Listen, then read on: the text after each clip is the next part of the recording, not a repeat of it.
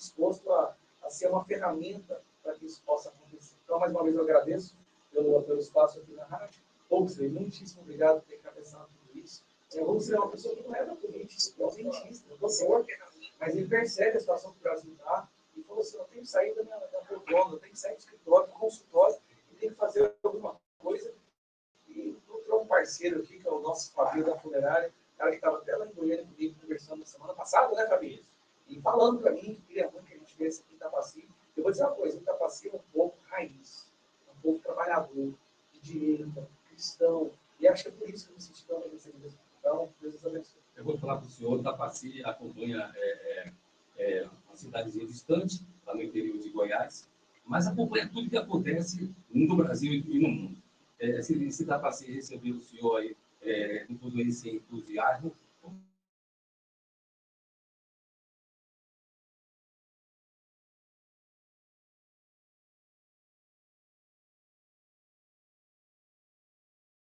o Fabinho, antes falou para mim, é provável que a gente vai levar o deputado aí.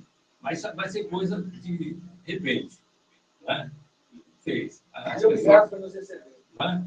Então, deputado, eu queria só falar para o senhor o seguinte, como é que o senhor está vendo assim o cenário do nosso político? Vamos começar. Lá no governo federal, a gente vai descendo aqui para o Estado, depois a gente chega em Itapaci. Faça aí um resumo das coisas.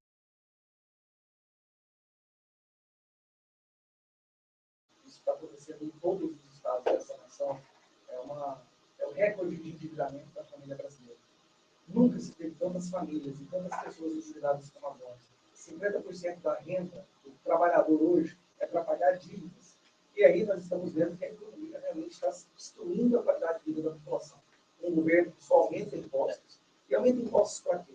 Para devolver benefícios para você que está discutindo? Não. Aumenta impostos para distribuir entre aqueles artistas da Latosfera, que fazem campanha para eles, para fazer viagens para a Janja, para gastar o cartão corporativo, para ajudar aquelas pessoas. Eu sempre falava do dinheiro que é roubado. Nós estamos vendo aí a pior crise de escândalos de corrupção que o Brasil já viu. Nós temos um Correios que está aí, um roubo de 10 bilhões no ano de 2025, o roubo do INSS com aposentados. Nós temos aí o Banco Master envolvendo o governo. Assim, nunca se viu um Brasil tão destruído, tão triste, tão desesperançoso como a gente está vendo agora. Quando eu caminhei aqui na Vida da Floresta, eu comecei com os comerciantes. Mas, ao mesmo tempo, a gente está vendo um Brasil que acordou. O Brasil está acordando com o que está acontecendo e está querendo dar um basta para essa esquerda do poder. Um basta para esse discurso bonito na época de eleição, o discurso da picanha, o discurso da cervejinha, o discurso de viajar de avião, o discurso de ter mais dinheiro. E aí, quando chega na verdade, hoje você, com o dinheiro que você encheu caindo de compras em 2020, hoje você não coloca nem metade do dinheiro. Hoje, o que era para todo mundo estar viajando de avião, não tem dinheiro nem para pagar de ônibus. A picanha virou abóbora. A cervejinha, água. Então, assim, as pessoas perceberam que foram enganadas e a gente está vendo essa mudança de percepção nas pesquisas que mostram o Flávio Bolsonaro na frente. E não só isso, a possibilidade agora de fazer maioria do Senado também, que é onde a gente vai resolver uma lei para reduzir impostos, por exemplo, não adianta nada, porque o STF vai lá numa canetada e anula uma lei, os representantes eleitos aprovaram. Então, eles estão destruindo a nossa democracia. E quando você reclama demais do que eles estão fazendo, eles colocam você em inquérito, fazem você pressão na sua casa, então destruir sua vida. Falar a verdade hoje no Brasil, defender valores cristãos, para roubar dos aposentados, participar do maior esquema de fraude bancária da história do mundo. Não! Você acaba ganhando 26% do nosso país. 26% do Brasil é dominado por uma facção, por duas facções criminosas. E o Lula vai lá no Donald Trump para proteger esse pessoal. Enquanto isso, o STF aqui liberta todos os traficantes. Apenas Gilmar Mendes, no ano de 2019, fez 90 habeas corpus, que é libertar traficantes. Gente foi presa com meia tonelada de cocaína. Agora, se você criticar o Gilmar Mendes, a Polícia Federal vai na sua casa. É verdade. Como jornalista lá do Maranhão, que fez uma denúncia do Flávio Dino e acordou com a Polícia Federal indo lá fazer uma busca e apreensão num jornalista. Jota, vou te dizer uma coisa. Você parece um cara muito digno, te conheci agora, mas um cara inteligente pelas poucas opiniões que você já deu. Uhum. Se você reclamar do STF aqui nesse microfone, amanhã a Polícia Federal pode bater na sua casa e te prender. E se você falar que nós não estamos vivendo uma democracia, você cai no inquérito. das fake news. Agora, todo mundo quer inquérito das fake news. O presidente do Sindicato dos Auditores Fiscais reclamou que os funcionários da Receita Fiscal têm mais medo de investigar ministro do STF do que do Comando Vermelho. Sabe o que aconteceu? No dia seguinte, ele estava no inquérito e teve que prestar depoimento e pode ser preso.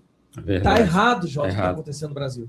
Eu sou bacharel em Direito, eu fico acompanhando, eu já fui lá no Supremo, quando era estudante, aquele orgulho, aquela coisa de ver aquele pessoal, mas depois a gente vai vendo o que vai se passando, e aquilo que ensinaram para a gente na faculdade, quando você chega lá, você vê que é tudo diferente do que tem que ser, não é? Você falou com relação ao jornalista que o ministro chegou lá e mandou investigar, mandou prender, né?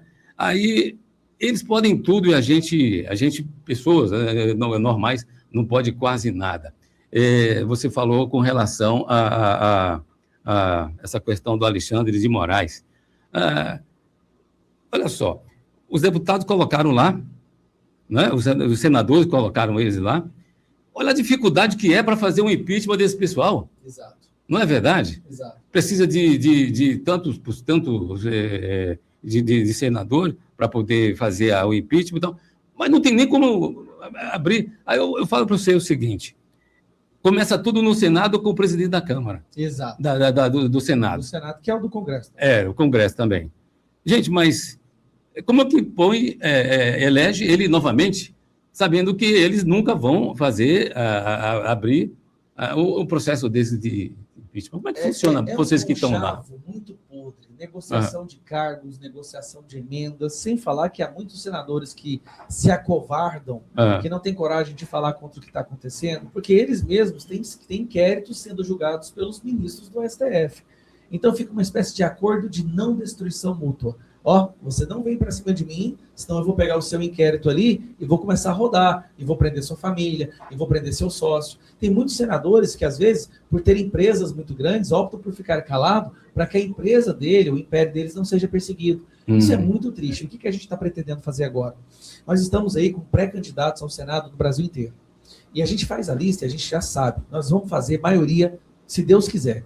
O Moraes pode até prender um ou outro. Eu sei que eu sou alvo do Alexandre de Moraes. Ele já mandou a Polícia Federal na minha casa, na expectativa de que eu me acovardasse e ficasse em silêncio. Eu dobrei o volume da minha voz. Porque a gente não está nessa briga, não é para mim. Eu estou disposto a entregar a minha liberdade, a minha vida, porque eu tenho filhos, eu vou ter netos, as famílias brasileiras. O povo de Goiás, quando votou em mim querendo isso. Um cara que tenha coragem, culhão para enfrentar o que está acontecendo. E eu estou disposto a fazer isso. E nós temos muitas pessoas no Brasil pontuando muito bem, e a gente vai fazer a maioria no Senado nessas eleições. Aí vem o primeiro passo, Jota. Fazer a maioria no Senado. Primeiro passo é fazer um presidente do Senado que seja alinhado com a direita.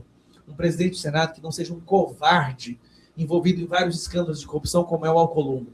O Alcolumbre não move uma palha. Você acredita que o Alcolumbre, o presidente do Senado, teve a coragem de falar que mesmo que a gente consiga 81 assinaturas, ou seja, incluindo a dele, para abrir o impeachment do ministro Alexandre de Moraes, ele não vai abrir?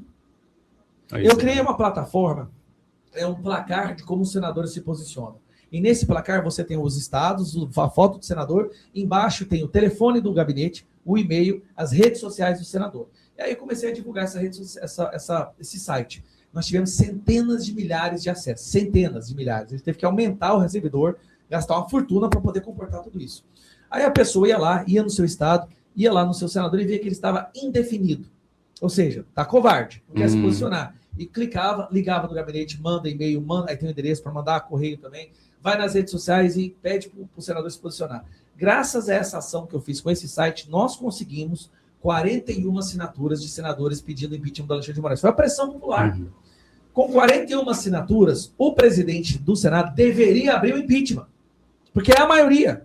Ele não abre o impeachment. Não abre, né? Não abre porque ele sabe que se ele abrir o impeachment, os inquéritos de corrupção dele lá nas mãos dos ministros do STF começam a andar e ele pode ser preso. Então nós temos um presidente do Senado covarde e também, as próprias denúncias já mostram, cheio de envolvimentos em escândalos de corrupção.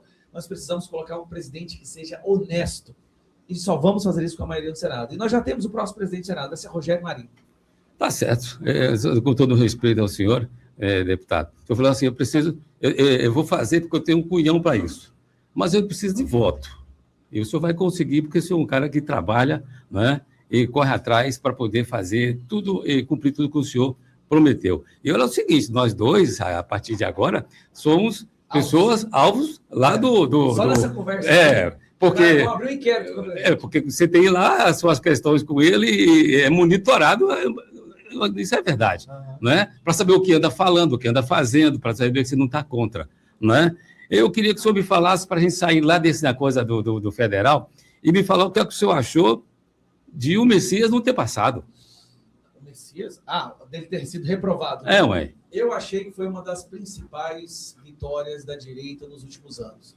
Ali... Eu fiquei tão feliz aquele dia, cara. Eu fiquei insuportável, Jota. Eu sorri, eu gritei, eu dancei. Tava todo mundo, tava numa festa. Porque o Messias seria o próximo Alexandre de Moraes. O Messias, pelo que ele já vinha fazendo na Advocacia Geral da União, na AGU, censurando, perseguindo, defendendo o aborto, se gabando de ter mandado prender os manifestantes do 8 de janeiro, ele já ia chegar pior que o Alexandre de Moraes. Então, nós mobilizamos, a gente fez ali uma mobilização também com um site, eu fiz um site justamente para esse voto, o Nicolas Ferreira fez o vídeo, o Flávio Bolsonaro fez uma articulação impressionante, ele está se mostrando um excelente hábil articulador, e nós conseguimos, ali na última hora, reverter os votos, e tivemos 42 votos contra o Messias. Messias entrou, foi a primeira vez desde 1894, que a indicação de um presidente ao STF foi rejeitada. Isso foi um sinal para o próprio STF. Quando a gente consegue impedir que a indicação de um ministro seja aprovada, quer dizer que nós já temos a musculatura e a força para fazer o impeachment de ministro. Só que esse impeachment não vai acontecer por causa do presidente do Senado, que é o maior protetor do STF. Mas no ano que vem o presidente muda. Em questão de 6 meses, 6, 7 meses, a gente consegue mudar essa realidade. Mas foi uma vitória que voltou a dar esperança ao Brasil. E no dia seguinte, a gente derruba o veto do Lula da dosimetria. Então foram 2 vitórias na sequência que realmente, assim, o povo está mais animado agora. A população está vendo uma possibilidade de a gente acabar com esse período, esse capítulo sombrio que a gente está vivendo e voltar a ter um período de prosperidade. É verdade. Eu não sou filiado a partido nenhum. Aqui, nessa região, eu sou conhecido como um cara chato, porque eu penso e eu falo. Se vai magoar, eu tenho que falar, não é verdade? A questão da partido político eu não tenho, eu não sou a favor nem contra nenhum candidato, nenhuma situação. Mas vamos votar aqui, agora dar um alívio para mim, a gente já sai lá desse Supremo. Vamos falar do Estado, né?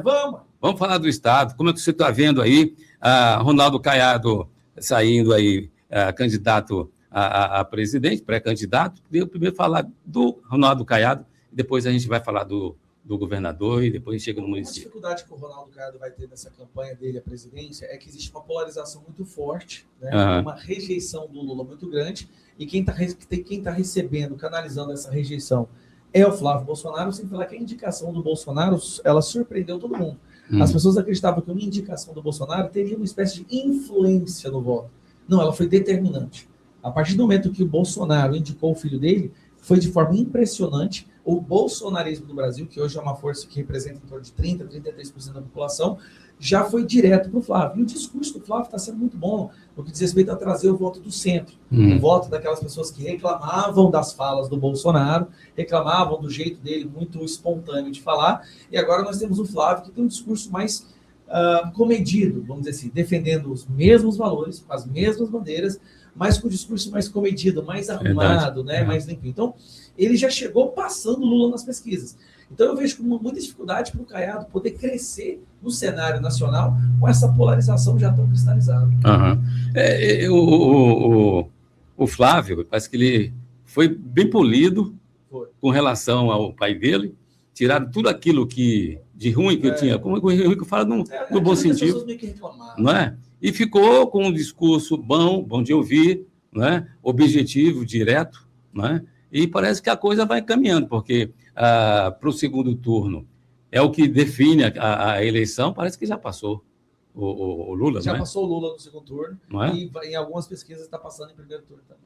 Pois é. Eu queria entender da política o seguinte, vários candidatos que seriam da direita, eu não sei como é que funciona, mas, exemplo, seria o Zema, o Flávio, isso não atrapalha, tem possibilidade de ter uma vitória em primeiro turno, dependendo de um candidato atrapalhar o outro? Eu acho assim, dificilmente a gente vai eleição de De primeiro turno, né? O que acontece? Na nossa percepção, você vai ter ali vários candidatos de direita usando a sua artilharia, seu tempo eleitoral, sua campanha para desgastar o Lula.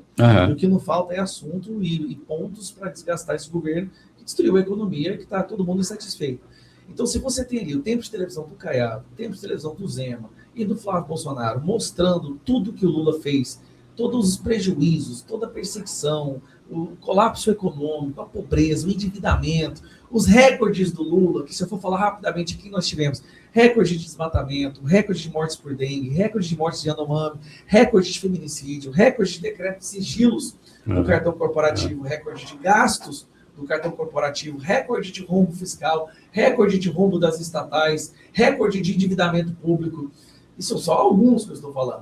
Então, se você tem vários candidatos usando o seu tempo, a sua artilharia, tempo de televisão, para mostrar para a população esses recordes, ele vai chegar no segundo turno muito enfraquecido. E no segundo turno, a gente sabe que todos esses candidatos vão se juntar. E até uma coisa, parece, não sei se foi combinado, mas é inteligente. Por exemplo, o Flávio não vai dar conta de estar em vários lugares ao mesmo tempo. Mas ele tem esse aqui, tem aquele ali, que vai falando, dando flechadas lá e fazendo a coisa acontecer, para depois fazer um trabalho em conjunto. Deve ser assim, não é? Vai ter o Zema em Minas Gerais, mas é. Desgaste ao Lula, o Caiado, né, com a força que ele tem desgastando o Lula aqui em Goiás. Acho que o Ratinho não vai ser mais candidato, porque ambos estão no PSD, mas 3 candidatos, sem falar que os 3 estavam rodando o Brasil, justamente falando, né, das mazelas que o Lula causou no nosso país. Então, isso é bom. Vai chegar uma coisa, deputado, que não tem como eu não falar.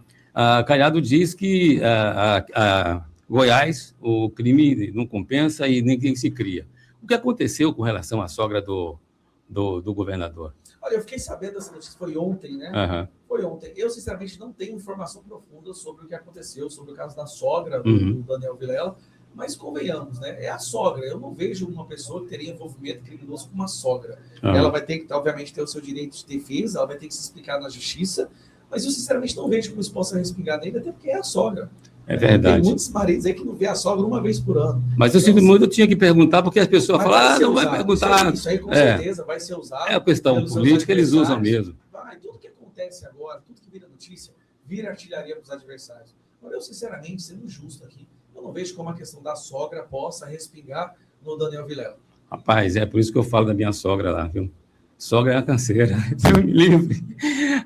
Vamos para frente. Vamos falar agora do Estado, né? Estado de Goiás. Quero que você faça uma observação, assim, olhando de cima o Estado de Goiás, como o Caiado deixou a bola para o Daniel continuar jogando. O Estado de Goiás, ele tem uma força que ela é independente de quem esteja no governo, que é a força do agro. Nós temos muita sorte de termos aqui em Goiás pessoas que são dispostas a trabalhar antes do nascer do dia e até depois que o sol se põe, para trabalhar, para produzir o alimento do nosso país. Então, a força do nosso Estado, ela só precisa que não seja atrapalhada. Goiás, graças a Deus, nós temos aí gente que gosta de trabalhar. Não é não, obrigado? É verdade. Aqui, assim, as pessoas só precisam que você não nos aprisione, não coloque muitos impostos, tributos, que eles vão trabalhar. Então, essa força independe. Eu acho que ser governador de Goiás no quesito de produção da economia não é tão difícil. É só você não sufocar aqueles que querem trabalhar. É uma realidade diferente em outros estados, a gente sabe isso. Mas, graças a Deus, Goiás não é esse problema. A segurança aqui é muito boa, isso nos ajuda muito. Nós somos uma das referências de segurança no Brasil hoje. E é um trabalho tanto do governo, mas eu acho que principalmente da nossa polícia militar. É uma polícia, é uma corporação honrada de pessoas que realmente dedicam suas vidas para nos defender, colocam as suas vidas em risco para que nós possamos estar protegidos. Então, eu acho que, assim, o trabalho que o governo tem que fazer em Goiás é um trabalho de não atrapalhar. E eu espero que o Daniel, nesse período que ele vai ficar aí no governo, né, porque a gente vai ter eleição agora, não sei qual vai ser o resultado das eleições, que ele continue esse legado de deixar a população trabalhar, de não aumentar o imposto. Nós já estamos tendo tantos impostos e tributos sendo criados lá no governo federal, que eu acho que a população, o trabalhador brasileiro, o comerciante, o empresário, não consegue suportar mais peso aqui no Estado. Mas eu vejo com muito bons olhos, com muito otimismo, a situação do nosso Estado, mas, como eu digo, mais pela população do que pelo governo que esteja ali na gestão. É verdade. Olha, você que está aí no Instagram acompanhando o J. Brito aqui, eu tenho aqui um podcast Fala Comigo. O pessoal está falando comigo aqui, você está escutando por aí. Às vezes você está querendo fazer uma pergunta, mas infelizmente a gente não preparou tudo isso, porque é muita coisa para preparar rápido, né? Se você ligou o seu rádio agora, você que está aí na roça, está aí almoçando, eu estou recebendo aqui o deputado Gustavo Gaia, eu estou também com o Fabinho da Funerária e o amigo dentista Huxley, né? Que você já conhece aí, Itapaci. Deputado, fala um pouco mais aí do Daniel, né? Preparado, ele teve um estágio muito bom como vice e está dando conta de seguir com os trabalhos no Estado. O grande teste do Daniel Vilela vai ser esse período que ele vai ficar sentado na poltrona, né? Quando ele está assumindo na ausência do Caiado, que agora é candidato à presidência. Uma das principais críticas que ele recebe é justamente o fato de nunca ter estado à frente da gestão executiva. Agora ele tem a oportunidade de mostrar se ele tem o potencial ou não. As eleições eu acho que vão ser muito acirradas, apesar dele estar na cadeira como governador. Nós temos aí o Marconi, que foi governador 4 vezes, e nós temos aí o Wilder, que está pontuando muito bem nas pesquisas, que tem o apoio da direita, do bolsonarismo, né, que é um senador que está vindo aí com toda a força também, e não para de crescer nas pesquisas. Então, você acha que vai ser eu não tenho a capacidade agora de falar o resultado dessas eleições. Eu posso dizer que eu espero que o próximo governador seja o Wilder Moraes, né, o do PL, um apoiador próximo ao Bolsonaro, de direita, e que a gente possa, assim, em todos os estados do Brasil, colocar mais governadores de direita alinhados com o presidente. Já que nós vamos ter o Flávio Bolsonaro como presidente do Brasil, ajudaria muito o nosso estado ter um governador que também seja do mesmo partido, né, e da mesma linha, do mesmo espectro ideológico da direita, que eu acho que assim a gente conseguiria abrir mais portas e conseguir mais apoio dos ministérios e da presidência nesse período que a gente vai sair de uma crise, que é essa crise que o PT criou. Tá certo. Deputado, eu queria que o senhor falasse aí do seu trabalho, suas pretensões aí, pré-candidato. Eu que você fica à vontade aí para a gente estar ouvindo o senhor com seus objetivos daqui para frente. Jota, primeiro, agradecer novamente pelo espaço, foi cedido a nós aqui de maneira tão prontamente, né, a forma como fomos recebidos aqui hoje. Quero deixar registrado aqui para a nossa audiência do Goiás FM a gratidão ao Dr. Huxley, que trabalhou enormemente para isso, teve até um infarto essa semana, mas não desistiu do evento, foi em Goiânia, tratou do infarto, voltou para cá e andou com a gente hoje debaixo do sol. Teve um infarto essa semana. Está aqui com a gente. Pois é, isso é patriotismo. Isso é sangue verde e amarelo. É verdade. Né? E também ao vereador Fabinho. Obrigado mesmo, vereador Fabinho da Funerária, por estar ajudando a gente aqui, caminhado com a gente. O cara que estava lá em Goiânia esses dias para trás. Vim também com o colega Jamie, o vereador lá de Goiânia, de Aparecida de Goiânia, que é o cara que está sempre aí do meu lado, ele está aqui dentro agora, mas o cara que está sempre do meu lado, me ajudando, o vereador Lucas Viola, de Séries, que também caminhou com a gente. Então, a gente teve um vereador até de Séries, que veio aqui participar desse evento, Altel ali, que é o nosso pré-candidato federal por Lusiânia. Então, assim, eu estou andando com pessoas maravilhosas, pessoas que querem ver o Brasil mudar e que me ajudam nessa luta. E eu dedico a minha vida agora, sinceramente. Eu era professor de inglês, fui professor por 25 anos, tenho uma escola em Goiânia, eu abandonei tudo isso porque eu acho que o Brasil precisa ser consertado. O Brasil estava caminhando a passos largos para um buraco, para uma situação de desesperança, de desolação, e eu achava que a gente pode entregar para os nossos filhos um país assim. Eu tenho 2 filhos adolescentes, eu quero que eles vivem em um país livre, próspero, que eles não sejam perseguidos pela opinião, que eles possam trabalhar e com o dinheiro que eles ganharem desse trabalho, eles possam sobreviver. Então eu estou dedicando a minha vida para essa missão. Aconteça o que acontecer comigo, eu não vou me calar, eu não vou me curvar diante de ditadores, e eu espero poder ser digno desse apoio quando recebendo. Então, agradeço a audiência aqui do Goiás FM, a todos de Itapaci que me receberam ali na Avenida Floresta, a todos que tiraram um tempinho do seu dia para ir lá me abraçar, dizer palavras de apoio, tirar uma foto. Voltarei aqui mais vezes em breve. Se Deus quiser no futuro, voltarei aqui como senador para poder trazer recursos do presidente, dos ministérios, para a gente melhorar a vida de Itapaci, para a gente trazer empresas, para a gente reabrir a mineradora, para que novas empresas abram aqui e possam gerar emprego e riqueza e as pessoas possam melhorar a sua qualidade de vida. Que Deus abençoe o nosso país, a nossa nação. Fique com Deus. Valeu, deputado. Aquele abraço. Obrigado aí pela presença. Fabinho, vai falar alguma coisa? Para encerrar aqui, está no finalzinho. Só agradecer, JB, por essa grande oportunidade que você deu para nós aqui na rádio. E todos aqueles colegas simpatizantes do PL, que hoje o deputado Gaia não conseguiu visitar você, que leva aqui o abraço do Gaia, o abraço do vereador Fabinho da Funerária e de todo o grupo de apoio que está apoiando. E convidar vocês para vestir a camisa Este ano é o ano de decisão, é o ano de nós melhorar a nossa política e fazer a renovação. Muito obrigado e um bom dia para todos. Falar? Tá certo. Agradecer a vocês aqui pela presença, agradecer a você que ficou comigo aí, acompanhando o J Brito pelo Instagram, né? Nas redes sociais, aquele abraço. Eu volto a qualquer momento, porque a gente aqui é assim, né? Bateu na porta, a gente abre as portas e os microfones para que você tenha voz, tá certo? Vamos ficando por aqui, aquele abraço, bom fim de semana, abraço do J Brito.